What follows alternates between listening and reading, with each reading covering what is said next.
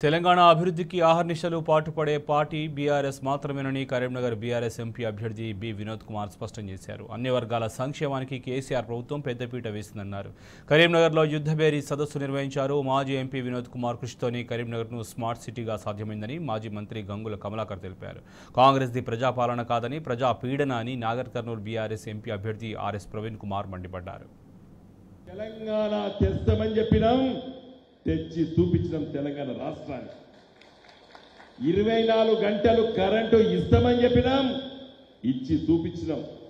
తెలంగాణ వస్తే కరెంటు తీగలపైన బట్టలారేసుకోవాలని చెప్పిండు సమైక్య ఆంధ్రప్రదేశ్ చివరి ముఖ్యమంత్రి కాంగ్రెస్ పార్టీ నాయకుడు కిరణ్ కుమార్ రెడ్డి గారు. ఇవాళ కరెంటు తీగలపైన కరెంటు బట్టలారేసుకున్న పరిస్థితి లేదు తెలంగాణలో.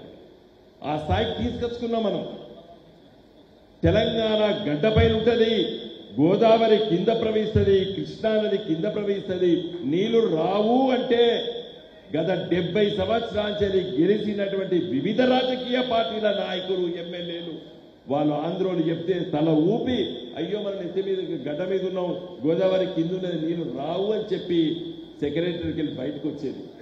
కానీ మన కేసీఆర్ గారు నీళ్లు పల్లె మెరుగు నిజం దేవుడు ఎరిగినటువంటి సామెతను మళ్ళీ రాసి నీళ్లు ఎక్కడికైనా తీసుకుపోవచ్చు అని చెప్పి ఇలా నీళ్లను గోదావరి నది నీళ్ళని దాదాపు 100 అంతస్తుల బంగ్లా ఎంతైతే ఎత్తు ఉంటుందో అంత ఎత్తు పైకి ఎత్తి ఇలా 1 కోటి ఎకరాలకు నీళ్ళిచ్చి చూపించిన మనం. 2001లో పార్టీ పెట్టిన తర్వాత మనము దళిత పాలసీని అనౌన్స్ చేయాలి. రేపటి తెలంగాణ వచ్చిన తర్వాత చెరువులు కుంటలన్నీ మరమ్మతు చేయాలి. దాని పేరు మిషన్ కాకతీయ. రేపటి తెలంగాణ వచ్చిన తర్వాత ప్రతి ఇంటికి నీళ్ళు ఇవ్వాలి. దాని పేరు మిషన్ భగీరథ అని చెప్పి తెలంగాణ రాకముందే మేము ఆలోచన చేస్తాం.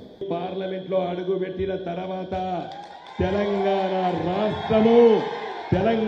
రాష్ట్ర అభివృద్ధి కోసమే 24 గంటలు పనిచేసి ఈ రాష్ట్ర ప్రజల్ని గొప్ప పౌరులుగా తీర్చిదిద్దేంత వరకు మేము విశ్రమించమని తెలియజేస్తూ నేను సెలవు తీసుకుంటున్నాను.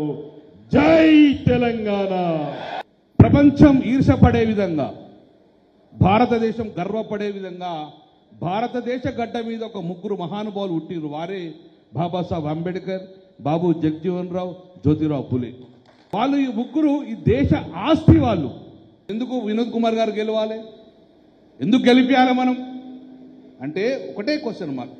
ఆర్ఎస్ఎన్ ప్రవీణ్ కుమార్ గారు గెలపడం ఎంత తథ్యమో, ఎంత అవసరమో వినోద్ కుమార్ గారు గెలవడంగా అంత అవసరం ఈ రాష్ట్రానికి. ఎందుకు అవసరం? ఈరోజు కరీంనగర్ నగరము ప్రవీణ్ కుమార్ సారు చూసిన కరీంనగర్ నగరం వేరు, ఇప్పుడు నగరం వేరు. 40-50 సంవత్సరాలు మార్పు రాని కరీంనగర్ టీఆర్ఎస్ ప్రభుత్వంలో గొప్పగా మారిందంటే దానికి కారకులు వినోద్ కుమార్ గారు. చెప్పకనే చెప్తాము డైరెక్ట్. స్మార్ట్ సిటీ తీసుకొచ్చిన ఘనత వినోద్ కుమార్ తీసుకున్నది. ఎన్ని వేల కోట్లతోటి అద్భుతంగా మారిపోయింది. 40-50 సంవత్సరాల దరిద్రం పోయింది, అద్భుతంగా మారిపోయింది. ఈ జిల్లా ముందుకోవాలంటే, అభివృద్ధిగా ముందు సాగాలంటే మళ్ళీ మీ అందరి ఆశీస్సులతోటి ఒక ప్రశ్నించే గొంతులు పార్లమెంట్లో వస్తే, పార్లమెంట్లో తన వాయిస్ వినిపిస్తే రేపు జిల్లా అగ్రగామి ఉండేందుకు మన కోసం కాదు కదా, భావి తరం కోసం ఒకే ఒక్క ఓటు మనం వేసుకుంటే 5 సంవత్సరాలు వారి పరపరలకు నిదర్శనం భావిస్తాం. కాబట్టి అందుకే దయచేసి మనందరంగా ఈరోజు వినోద్ కుమార్ గారు గెలవడము వారికి అవసరం కాదు, వినోద్ కుమార్ గారు మనకు అవసరము. ఆగదు ఈ ఆకలి పోరు ఆగదు. కాంగ్రెస్ దోపిడీ పాలన ఆగేదాకా ఈ పోరాటం ఆగదు. ఏదో బండి సంజయ్ గారికో లేకపోతే వినోద్ కుమార్ గారికో మధ్యలో పోరాటం కాదు. దయచేసి గుర్తుపెట్టుకోండి.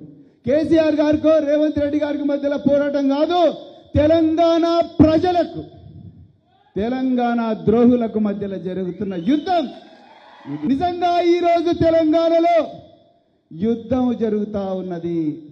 ఎవరికి యుద్ధం జరుగుతా ఉంది? తెలంగాణ అంతా కూడా యుద్ధ మేఘాలు కమ్ముకొని ఉన్నాయి. కరీంనగర్ ఒక్క దగ్గరనే కాదు, తెలంగాణ అంతా యుద్ధం జరుగుతా ఉన్నది.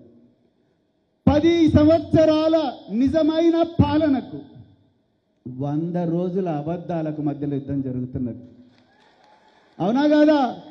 10 సంవత్సరాల అద్భుతమైన పాలనకు 100 రోజుల పాలనకు 100 రోజుల అబద్ధాల పాలనకు మధ్యలో యుద్ధం జరుగుతూ ఉన్నది.